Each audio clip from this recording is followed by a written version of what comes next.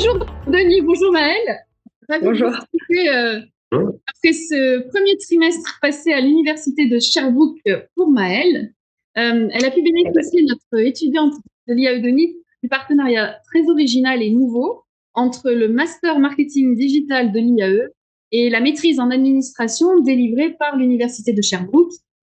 En fait, c'est un partenariat qui permet donc à nos diplômés d'être diplômés au final de 2 diplômes, celui de marketing digital de l'IAE de Nice, ici en France, et celui d'une des 2 concentrations, parce que là-bas, à l'université de Sherbrooke, on parle de concentration. Une concentration, en fait, qui est une forme de spécialité dans le diplôme de Sherbrooke. Voilà, on a le plaisir d'ailleurs d'avoir Denis Bénil avec nous, qui est responsable de la concentration marketing et qui est on va dire, en collaboration avec Soumaya. Si vous pouvez nous en dire un petit mot sur la concentration, cette fois-ci commerce électronique. Oui, effectivement, c'est une autre concentration qui est offerte dans le cadre de notre maîtrise, qui se spécialise évidemment davantage sur des enjeux qui traitent de commerce électronique, tant l'aspect des fois technologie de l'information relié justement à des enjeux de commerce électronique, mais aussi à des volets marketing. Donc, ça touche à la fois du marketing numérique, mais aussi un aspect technologique relié à la gestion justement de thématiques de commerce électronique. Même chose, programme de 12 mois. Même chose que la MSC en marketing. Donc, il y a des cours à réaliser au niveau des trimestres d'automne, d'hiver et l'été, c'est un essai-intervention. Donc, on a la possibilité de faire un mandat de consultation auprès d'encore une fois vraie entreprise, vrais clients. Donc, même approche au niveau pédagogique d'avoir une formation très, très appliquée. Donc, en termes de structure, c'est 2 concentrations qui sont presque identiques, là, au niveau de leur durée, au niveau du fait qu'il y a à la fois des cours et essais interventions. Évidemment, la seule chose qui change, c'est les thématiques abordées. L'une couvre les aspects un peu plus stratégiques reliés au marketing, alors que l'autre se concentre davantage sur des thématiques reliées à la gestion du commerce électronique.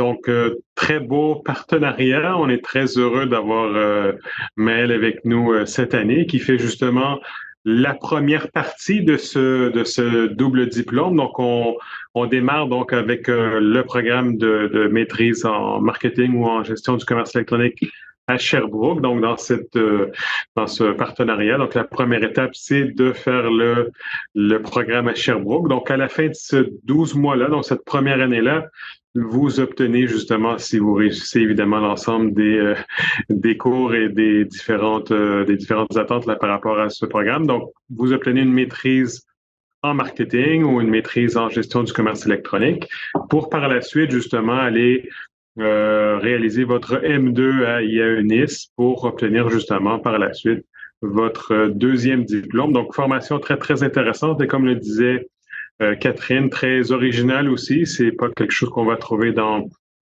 l'ensemble des institutions. Donc, très, très intéressant. Belle complémentarité au niveau de nos formations, au niveau des thématiques qui sont couvertes là, à travers ces différentes formations. Donc, si vous êtes intéressé par le marketing ou la gestion du commerce électronique, donc des belles possibilités justement à la fois de développement de compétences, à la fois aussi en termes d'expérience humaine. Je pense peut-être que Maëlle pourra nous en parler un peu plus, mais je pense que c'est une très belle façon évidemment d'apprendre, d'obtenir évidemment des diplômes là tant français que nord-américains.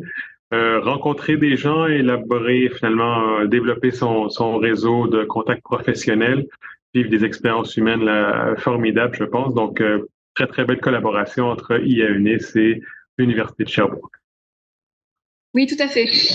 D'ailleurs, j'aurais donc aimé entendre Maëlle. En quelques mots, ce qui serait intéressant, c'est de savoir, avant de comprendre comment s'est passée votre intégration, comment s'est passée votre candidature et votre sélection, et quelle a été la durée des démarches entre votre acceptation dans le diplôme et puis votre arrivée à Sherbrooke. Alors en fait, moi j'ai postulé du coup directement sur le site de l'IAE de Nice. Je me suis dit bon ben je tente, on verra bien. C'est un diplôme qui m'intéressait parce que je souhaite travailler plus tard, soit au Canada ou aux États-Unis. Donc avoir un diplôme nord-américain, c'est vraiment primordial.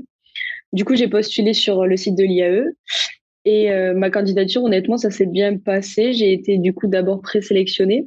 Et ensuite, j'ai eu un entretien Zoom du coup avec vous, Denis et Soumaya.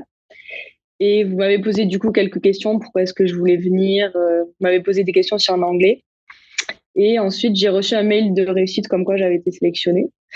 En ce qui concerne du coup les démarches administratives, alors c'est assez long, faut le savoir, parce que pour entrer au Canada, c'est pas facile. Ils demandent beaucoup, beaucoup de papiers. Il y a beaucoup de choses à fournir, des documents, des preuves. Il faut faire des empreintes biométriques, donc c'est soit sur Lyon, soit sur Paris. Donc c'est quand même gros, c'est un gros morceau, mais ça se fait honnêtement, ça se fait bien. Si vous avez l'occasion de le faire assez rapidement, dès que vous avez reçu le mail de réussite, faites-le le plus rapidement possible, comme ça c'est fait. Mais voilà, sinon ça s'est quand même bien passé pour moi dans l'ensemble, donc voilà. Donc, si vous pouviez nous raconter peut-être les premiers temps, en fait, dans ce nouveau pays, la nouvelle université, qu'est-ce qui vous a surprise? Alors moi, les premiers temps, ça s'est bien passé dans l'ensemble, puisqu'en fait, dès que je suis arrivée sur Montréal, l'université de Sherbrooke, ils nous envoie une navette directement pour qu'on puisse faire la liaison entre Montréal et Sherbrooke. Donc j'ai rencontré d'autres étudiants internationaux là dans la navette. Du coup, je me suis rapidement fait des amis, donc des Français. J'ai aussi rencontré beaucoup de Québécois, puisque dans ma classe, je suis la seule Française. Donc, je suis qu'avec des Québécois, donc c'est vraiment des personnes qui sont super accueillantes, c'est super chaleureux. Donc, je suis vraiment très, très contente pour ça. Donc, ça m'a beaucoup aidé parce que ils m'ont quand même beaucoup aidé dans l'ensemble à comprendre les choses parce qu'il faut certes temps d'adaptation. C'est sûr que il y a des termes que je comprenais pas, par exemple.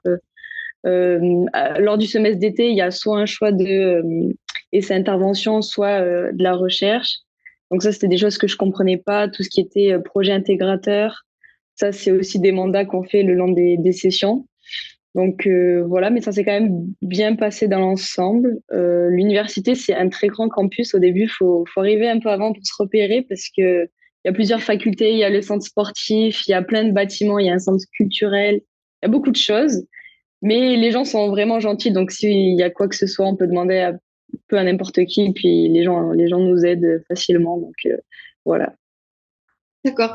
Justement, en termes de méthode d'apprentissage, est-ce que vous avez perçu des différences fortes avec les études que vous meniez en France? Oui, il y a quand même beaucoup de différences. Déjà, dans ma classe, actuellement, on est 17, puisque c'est une classe de maîtrise et que je sais qu'en France, il y a beaucoup de personnes qui font des masters, mais ici, c'est pas le cas. La maîtrise, c'est plus compliqué à accéder. Il y a peu de personnes qui le font. Du coup, c'est pour ça qu'on est que 17. Donc ça, c'est vraiment bien. Aussi, la manière d'apprendre, ça n'a rien à voir, je trouve, parce que dans mon cas, on lit beaucoup d'articles scientifiques. J'avais jamais lu ça avant.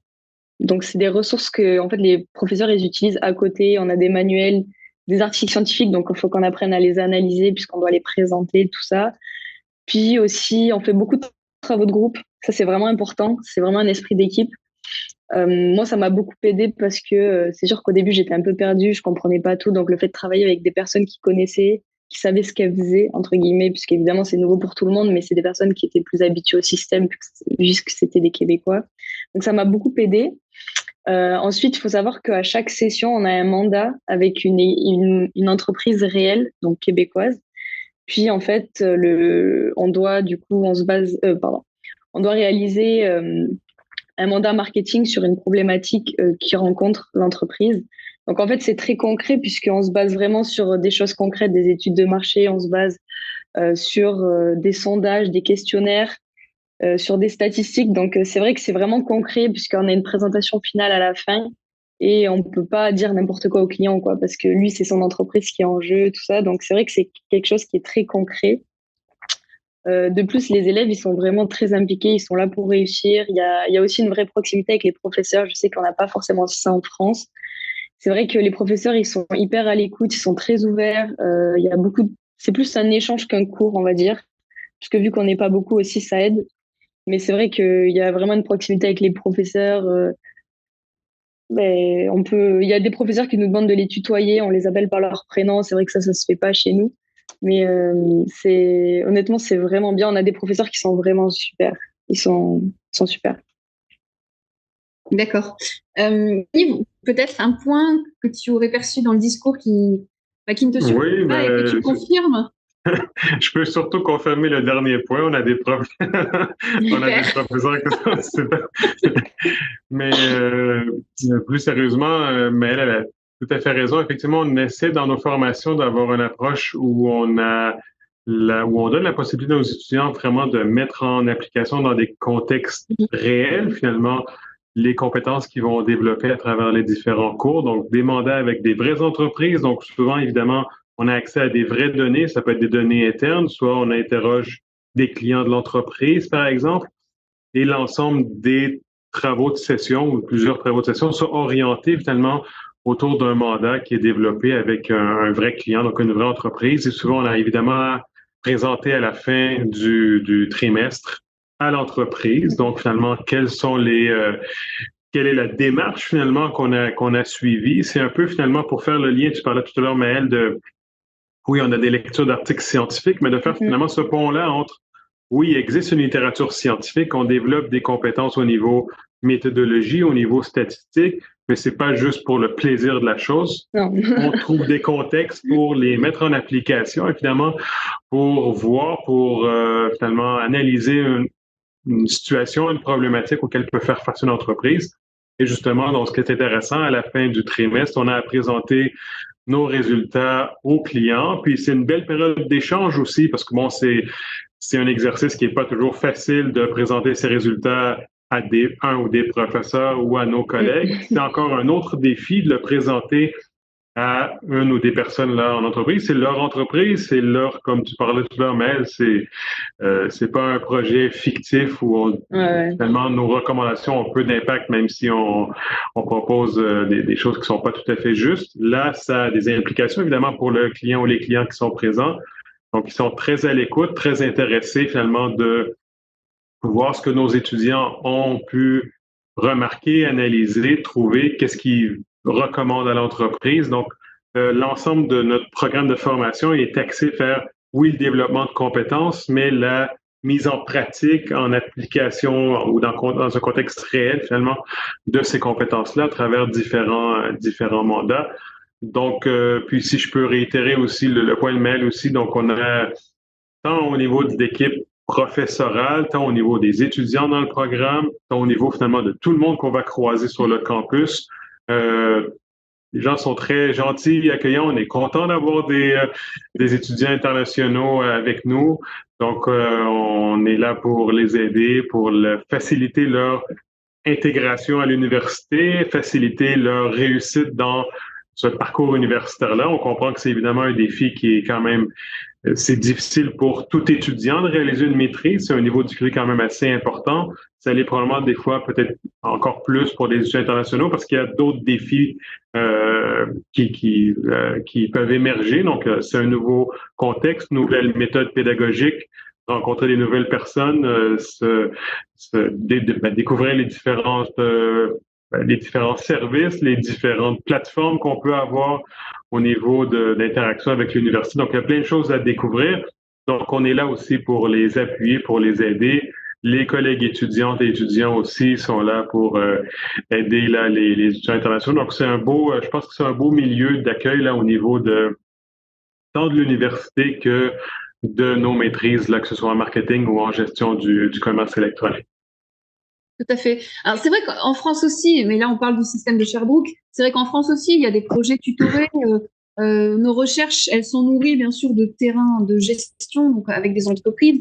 Mais c'est vrai que vous parlez de mandat, et ce qui m'intéresse, c'est que nous, pour le coup, c'est des initiatives souvent des enseignants-chercheurs que nous sommes, de pouvoir apporter en cours des matières appliquées et des illustrations liées à nos partenariats. Mais j'ai l'impression que chez vous, c'est au niveau de l'établissement que ce sont des mandats qui sont apportés par l'université elle-même ou ce sont des initiatives d'enseignants-chercheurs?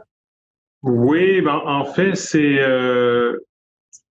un peu des deux, mais généralement, souvent, c'est plus les enseignants-chercheurs qui, par exemple, bon, ils vont à travers un cours, donc aller peut-être penser à un mandat qui serait pertinent pour le cours qu'ils offrent dans le programme. Souvent, ça va impliquer même 2, voire 3 cours différents.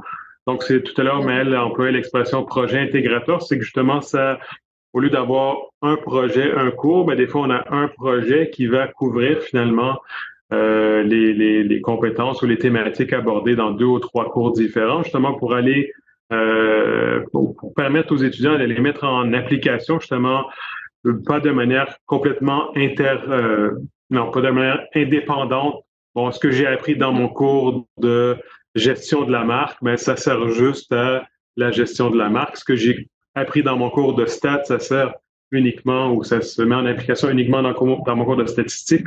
Là, l'idée est de trouver des projets intégrateurs qui permettent aux étudiants de dire, ah tiens, c'est vrai, j'ai vu ça dans mon cours de gestion de la marque, ben, je vais aller l'utiliser. J'ai aussi vu ça dans mon cours de justement de statistique, par exemple, et ça permet de finalement d'être dans une approche un peu plus d'apprentissage un peu plus expérientiel. Ça ressemble beaucoup plus à ce qu'on va avoir à faire dans notre vie, dans notre carrière de gestionnaire au niveau marketing. On ne va pas traiter les thématiques de manière indépendante les unes des autres. Okay, c'est juste gestion de la marque. Donc, tout ce que j'ai appris au niveau méthodologie statistique, je m'en sers pas. Donc, on essaie de trouver des contextes où justement les enseignants-chercheurs, bon, ça peut être 2 ou 3 cours souvent qui sont impliqués.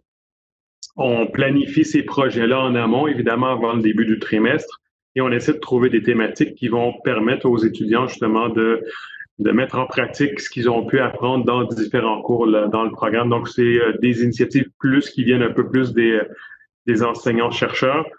Il y a aussi à la fin du parcours, ce que Maëlle a mentionné tout à l'heure, ce qu'on appelle un essai-intervention, qui est là un mandat de consultation. Donc, les étudiants là, travaillent d'une manière individuelle sur un projet, encore une fois, réel, avec un vrai client. Là, souvent, c'est ce qu'on va demander aux étudiants, peut-être de faire un peu plus de démarchage, tenter d'eux-mêmes d'aller identifier peut-être une entreprise, trouver un mandat, une problématique sur laquelle ils vont travailler. Mais on a en parallèle aussi, si je peux dire, une banque de mandats. Donc, il y a des entreprises qui nous contactent à travers l'année puis qui nous disent, ah, bon, on aimerait proposer un projet à un étudiant. Donc, on a aussi en parallèle, finalement, des mandats à proposer aux étudiants. Donc, on peut leur laisser, ben, on leur laisse la possibilité d'aller faire le démarchage eux-mêmes. Si ça fonctionne pas ou s'ils trouvent pas un projet intéressant, on a finalement, nous aussi, des projets en banque, si je peux dire. Donc, très intéressant pour même l'aspect de faire du démarchage, c'est finalement des compétences aussi qu'on développe à travers cet exercice-là, de dire, ben, tiens, je dois prendre contact avec une entreprise, me présenter le programme, expliquer qu'est-ce que je veux faire.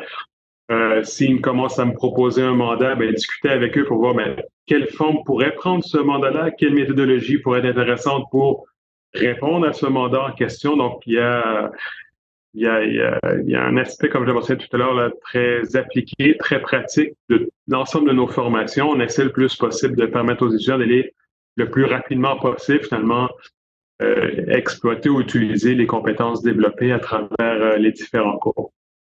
D'accord. Alors, au sujet des compétences, à propos de l'anglais, Maëlle, quel niveau faut-il avoir? Comment ça se passe-t-il, justement?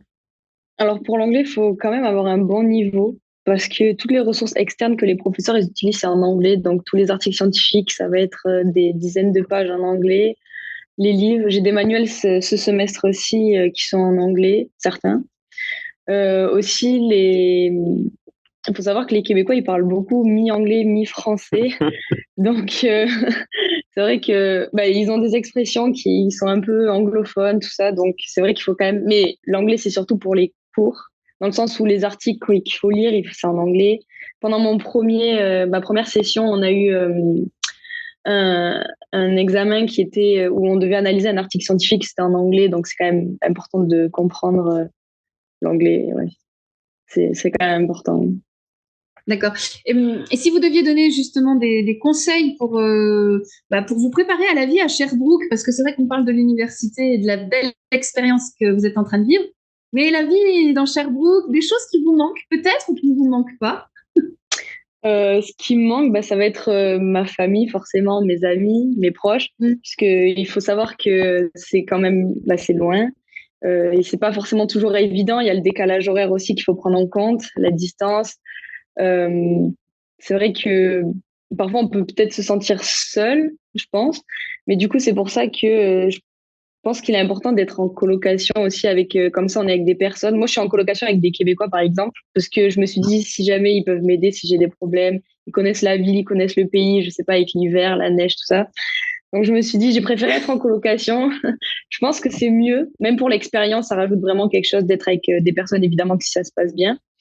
Ensuite, qu'est-ce que je pourrais conseiller? Il faut vraiment se préparer au froid, ça c'est sûr. Il va falloir investir dans les habits d'hiver.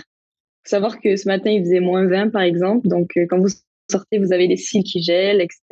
Donc, il faut le savoir aussi. Qu'est-ce qui me manque aussi? Un peu de la nourriture française, je vais pas mentir. Le pain, ça me manque. Le saucisson, tout ça. Mais honnêtement, la nourriture est quand même très bonne ici. Au Canada, ils mangent quand même beaucoup comme nous, donc ça va. Mais sinon, voilà, que c'est quand même un mode de vie qui est vraiment différent, ça c'est sûr. Il y a rien qui est pareil, c'est vraiment l'Amérique en fait. Par exemple, à l'université, rien que le complexe sportif, il est énorme. Il y a plein de choses qu'on peut faire. On peut louer du matériel, on peut faire tous les sports possibles et imaginables quasiment. Il y a une piscine, on peut s'inscrire à la salle de musculation, on peut faire du tennis, de l'athlétisme, tout ça, tout ça. Enfin, il y a vraiment beaucoup, beaucoup de choses. Au début de l'année, on a encore la saison de football américain. Donc ça, c'est vrai que c'est quelque chose que moi, je n'avais jamais vu. Je connaissais pas du tout les règles. J'ai dû apprendre.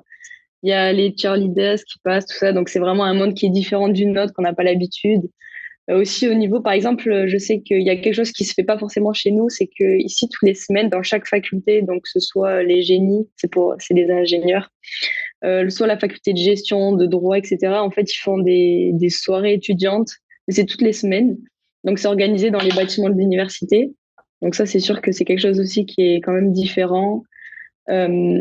Tout ce qui est aussi, par exemple, le merch, ils ont beaucoup de merch à l'effigie de l'université et on n'a pas l'habitude forcément de voir ça. Ils ont vraiment tout, que ce soit des casquettes, des t-shirts, des polos, des boucles d'oreilles, des cravates, mais ils ont tout, tout, tout. Ça, c'est vrai que ça m'a surprise parce que je me suis dit, waouh, on n'a pas l'habitude de voir ça, donc c'est vrai que ça, c'est quelque chose. Mais sinon, la vie ici, c'est quand même vraiment bien. Les paysages sont magnifiques. Donc, si vous venez à Sherbrooke et que vous avez l'occasion, je vous conseille quand même de voyager. Je sais qu'on n'a pas trop le temps parce qu'il y a beaucoup de choses à faire, on a beaucoup de travail, mais essayez de visiter au moins Montréal, Québec, peut-être Toronto, tout ça. C'est vraiment des villes à visiter parce que c'est vraiment magnifique.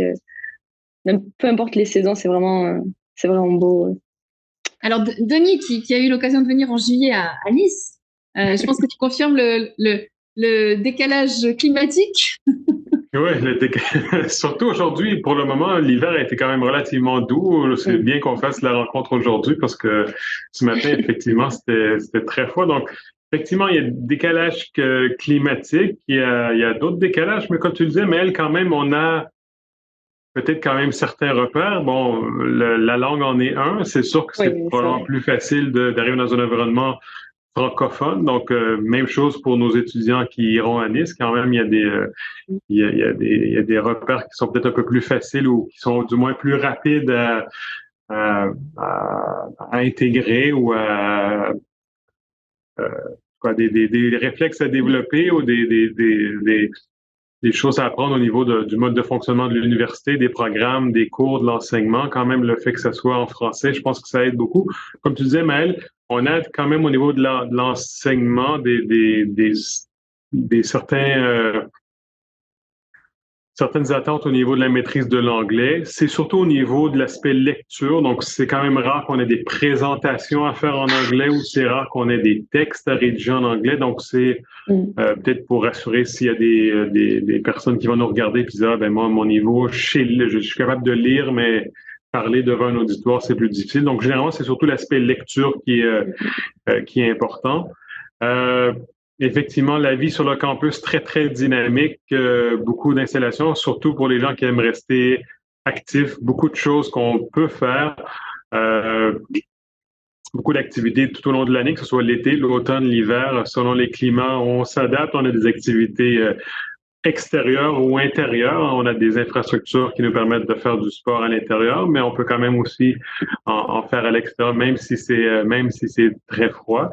Mais effectivement, il y a un certain décalage, entre autres, par rapport au beau climat de Nice. Donc, mais c'est une expérience en soi. Je pense que c'est ce que tu nous décrivais très, très bien, Maëlle. Je pense que c'est ça aussi la beauté de la collaboration. C'est oui, d'apprendre des choses, oui, de terminer avec 2 diplômes, mais c'est aussi d'un point de vue humain, je pense, une très, très belle expérience, tant pour les étudiants français comme elles, qui sont déjà venus ou qui viendront, j'espère, au cours de l'année prochaine et des prochaines années.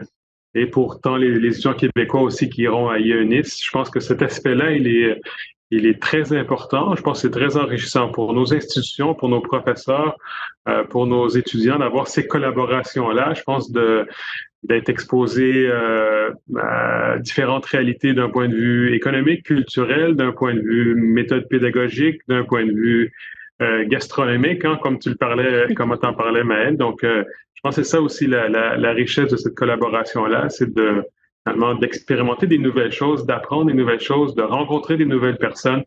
Je pense que c'est un très, très beau. En tout cas, moi, je suis très heureux de cette collaboration-là. Je pense que on est hyper content encore une fois d'avoir Maëlle avec nous cette année. Donc, je pense que c'est très intéressant pour nos étudiants aussi de justement, comme je l'ai mentionné, d'avoir des rencontres, des contacts avec des étudiants internationaux pour finalement voir, ah ben tiens, qu'est-ce que tu as fait par le passé, quelle formation tu as faite, qu'est-ce que tu as envie de faire dans la vie. Donc, c'est des fois d'avoir des rencontres justement comme celle-là, ben, ça nous expose à plein de choses passionnantes et intéressantes. Donc, c'est effectivement une très, très belle collaboration. Puis, je pense, comme je l'ai mentionné, je pense qu'il y a une belle complémentarité entre nos institutions, nos programmes, nos villes respectives aussi. Donc, je pense que c'était, comme on dit ici, un match parfait, si je peux dire, entre l'IAENIS et l'Université de Sherbrooke. Tout à fait, puisque vous avez eu l'occasion de venir présenter vos travaux de recherche et bien entendu, dans un futur proche, l'objectif aussi, c'est de faire des échanges au niveau académique entre enseignants-chercheurs et de pouvoir justement contribuer davantage on va dire, au rayonnement scientifique des deux institutions. Donc, moi, ma question, Maëlle, pour conclure, peut-être, c'est comment vous anticipez le retour en France et notamment le retour dans des cours, on va dire, ici à l'IAE de Nice. Donc, j'imagine enrichi de cette belle expérience, mais est-ce que vous avez des craintes de pas vous adapter à la manière de travailler d'ici ou au contraire, vous êtes honnêtement, pour mon retour, je l'anticipe assez bien. Alors, c'est encore un peu flou sur les dates. C'est surtout ça qui m'inquiète le plus, entre guillemets, puisque moi, de base, j'habite à Toulouse, donc il faut que je déménage à Nice, mais en étant loin. Donc, c'est quelque chose de l'organisation. Mais du coup, ça serait plutôt... En fait, j'ai une présentation orale, du coup, pour le projet d'intervention fin août. Et je sais que la rentrée de Nice, c'est à peu près vers mi-septembre, quelque chose comme ça. Donc, il faudrait, je vais rentrer fin août, puis j'aurai 2 semaines de battement, on va dire, et ensuite, je vais reprendre mes cours à Nice. Mais honnêtement, non, ça va, j'appréhende pas trop. Je sais que le système éducatif est différent, évidemment. J'ai jamais encore étudié à l'IA de Nice, donc je sais pas totalement comment fonctionne, etc., les cours en globalité, mais honnêtement, non, j'appréhende pas. C'est un système que je connais tout de même, et puis certes, les méthodes sont différentes et j'aime vraiment beaucoup les méthodes ici qu'ils emploient, mais je sais que ça va être tout aussi bien, donc je m'inquiète pas pour ça. Voilà. Bah écoutez, Denis, peut-être un mot de conclusion? Parce que je sais que vous êtes un étudiant de Sherbrooke qui est intéressé à venir en Master 2. Oui, effectivement. C'est vraiment un échange hyper intéressant. On a Maëlle qui part en M1 et puis qui va revenir avec un étudiant de Sherbrooke pour le M2. Donc, moi, j'aurais eu cette occasion pendant mes études, je l'aurais fait parce que c'est vraiment riche. Donc, je pense que Maëlle va pouvoir l'accompagner dans son intégration ici, du coup, pour l'aider à adhérer aux méthodes françaises. Donc, Denis, peut-être un point de conclusion? Exactement. Ben, ce que tu évoques, Catherine, tout à fait juste. Hein. Je pense que c'est aussi l'idée de ce partenariat de permettre, à la fois quand les étudiants niçois arrivent à Sherbrooke, bon, il y a des gens qui sont là pour les accueillir, les aider. Puis justement, en deuxième partie, nos étudiants québécois qui iront à Nice, ils auront rencontré à travers cette première année-là des étudiants qui font partie du partenariat ou de double diplomation. Donc, je pense que c'est justement le grand intérêt plutôt que d'avoir